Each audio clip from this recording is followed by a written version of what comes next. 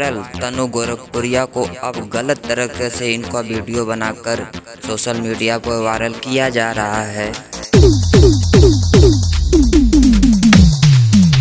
तनु गोरखपुरिया अपने मौसी की लड़की की शादी में जाती हैं, इंस्टाग्राम पे एक वीडियो बनाती हैं, वो वायरल हो जाता है।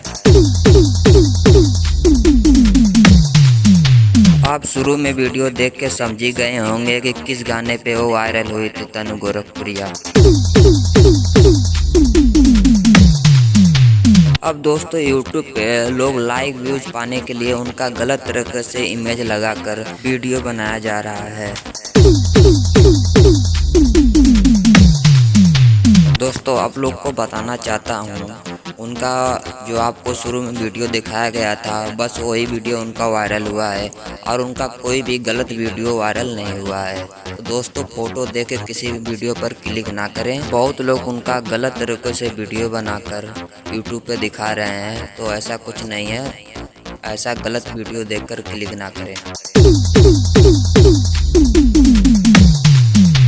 दोस्तों ये जानकारी आपको कैसा लगा? अच्छा लगे तो वीडियो को लाइक करके चैनल को सब्सक्राइब जरूर करिएगा।